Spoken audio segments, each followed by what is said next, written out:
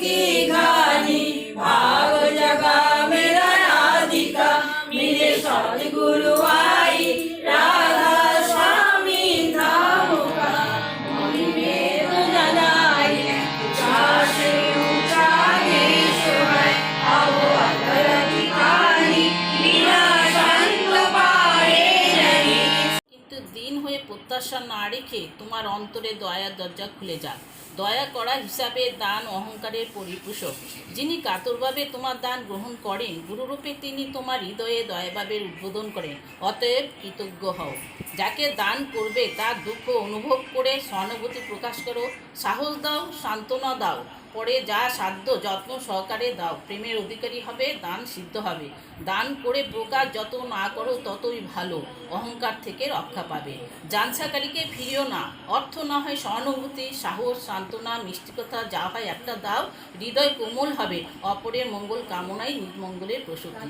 স্বস্তি স্বস্তি স্বস্তি। ঠাকুর নারী একটি গল্প থেকে পাঠ। ক্ষিপ্ততা ও দক্ষতা। ক্ষিপ্ততার সহিত দক্ষতা সাধিয়া লইও আর নজর রাখিও মানুষের প্রয়োজনানুরূপ হাবভাবের উপর, আর হাবভাব দেখিয়া যাহাতে প্রয়োজনকে অনুধাবন করিতে পারো। তোমার বোধকে এমনতরই তীক্ষ্ণ করিয়া লইতে চেষ্টা করিও। এমনি করিয়া ক্ষিপ্ততা ও দক্ষতার সহিত মানুষের প্রয়োজনকে অনুধাবন করিয়া সেবা তৎপর হইও। দেখিও সেবা জয়গানে তোমাকে পরিপূর্ণত করিয়া তুলিবে।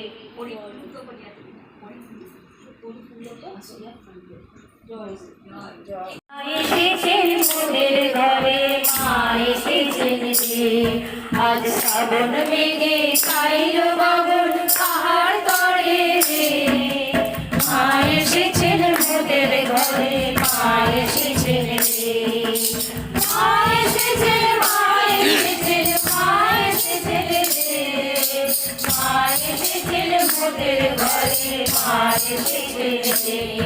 আজ শ্রাবণ মেঘে খাইল বাবন পাহাড় তরে রে, মা এসেছেন মোদের ঘরে, মা এসেছেন রে। ওই মাতাল হাওয়া করেছে মহল কুসুম সুগন্ধে, সেই তোমারে রঙ লাগা ওই মাতাল হাওয়া করেছে মহল কুসুম সুগন্ধে, সেই তোমারে রঙ লাগা চরণ পূজাবে। ওই ঝলঝলে নদীর জলে, ঝলঝলে নদীর জলে ঢেউ ভেসেছে জীবন তরঙ্গে। আজ মেঘ ছায়া নদীর মায়ায় পরাণ ভরায় রে, মা এসেছেন মোদের ঘরে, মা এসেছেন রে, মা এসেছেন, মা এসেছেন, মা এসেছেন রে, মা এসেছেন মোদের ঘরে, মা এসেছেন রে। সুবিধাতে কর্ণ করুণে জগৎ মাতা রে, আজ বিশ্ব সাধে নবীন সাধে করবে করবে জগৎ। আজকে 13ই আগস্ট। এমনই এক 13ই আগস্টের মাঝ রাত্রে শ্রী শ্রী ঠাকুর এবং শ্রী শ্রী বড়মা বিবাহ বাঁধনে আবদ্ধ হয়েছিলেন 1906 সালে। 87 শ্রাবণ ঠাকুর বেরিয়ে পড়েছিলেন বিবাহ করবার জন্য, এবং 87 শ্রাবণ মাঝ রাত্রে, মানে যখন আমাদের ইংরেজি ক্যালেন্ডারে ডেট চেঞ্জ হয়ে যায় 12টার পরে, সেরকমই 28 শ্রাবণ বা 13ই আগস্ট ঠাকুর আর বড়মা বিবাহ বন্ধনে আবদ্ধ হয়েছিলেন। ঠাকুর পুরুষোত্তম যখন আসেন তখন তিনি তার লীলার সঙ্গিনী নিয়ে আসেন। আমরা বলি যে আমরা পুরুষ শাসিত সমাজে বাস করি, এই নিয়ে অনেকের অনেক সমস্যা হয়, অনেক রকমের লড়াই ঝগড়া দ্বন্দ্ব আমরা দেখতে পাই। কিন্তু ঠাকুর তো নিজেই পুরুষোত্তম, তাহলে তার লীলা সঙ্গিনী পুরুষের প্রয়োজন ছিল। যদি পুরুষই সবকিছু পারে, পুরুষই সব থেকে শ্রেষ্ঠ হয়, যদি পুরুষ জাতি সব থেকে বড় হয়, তাহলে লীলা সঙ্গিনী আনার তো প্রয়োজন ছিল না। লীলা সঙ্গিনী কেন এনেছিলেন? কারণ নারী হলেন শক্তি। শিব মহাদেব, কিন্তু শক্তি ছাড়া শিবও ভালো থাকতে পারেন না। ঠিক তেমন ভাবে পুরুষোত্তম যখন এলেন, তখন তিনি তার লীলা সঙ্গিনী নিয়ে প্রতিনিয়ত প্রতিবারই লীলা করেছেন। এবার তিনি বড় মাকে নিয়ে এলেন, যার ভালো নাম ষোড়শীবালা দেবী, এবং তাকে বাড়িতে তার আদরের ডাক ছিল প্রতি।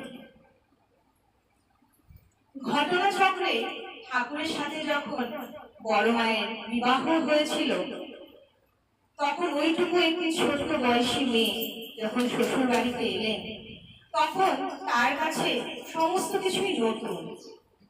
সে প্রথমে তার ছোট বয়সটি মামা বাড়িতে কাটিয়েছিলেন, তারপরে 8-9 বছর নাগাদ তাকে তার বাবা মা তাদের নিজেদের বাড়িতে নিয়ে এসেছিল। তার ছোট ছোট ভাইদের দেখাশোনা করতে পারবে, খেলতে পারবে, তাদের সাথে পড়াশোনা করাতে পারবে, সেই কারণে।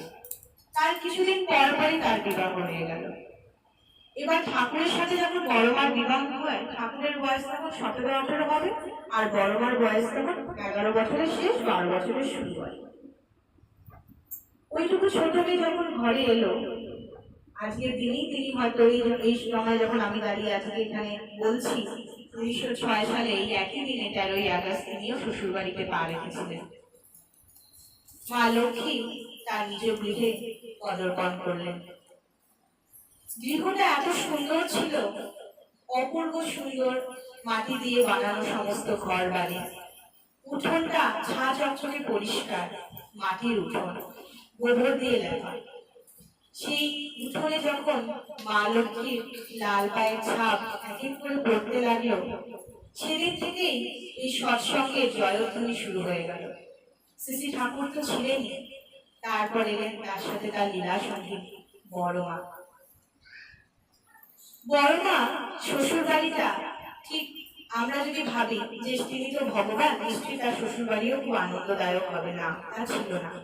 ঠিক যেমন আমাদের নর্মাল শ্বশুর বাড়ি হয় জেনারেলি, যেটা আমরা শুনতে পাই, অনেকটা ওরকম, তার থেকেও বেশি কঠিন ছিল।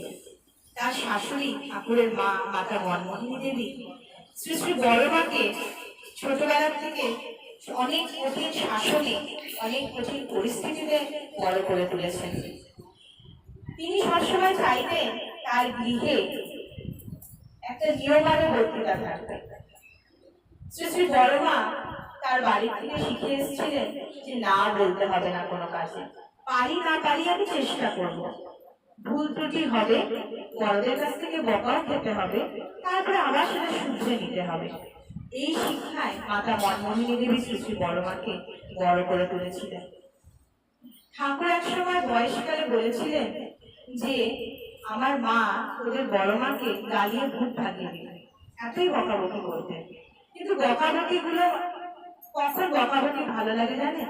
একটা কথাই আছে বাংলায় যে সোহাগ যে করে তারই শাসন করা মানায়। তাই মাতা মনমোহিনী দেবীর বকাবকির কথা আমরা খুবই শুনি, কিন্তু তিনি কিন্তু বড় মাকে সোহাগও করতেন, মানে ভালোও বাসতেন। তাই তার বকাবকি গুলো বড় মা অনেক আদরে যত্নে ভালোবাসায় মেনে নিয়েছিলেন। এবার যখন বিয়ে হয়ে গেল ঠাকুর আর বড় মা, ঠাকুর চলে গেলেন কলকাতায় ডাক্তারি পড়বার জন্য, বড় মা রয়ে গেল সেই গ্রামের বাড়ি মাইকপুরে।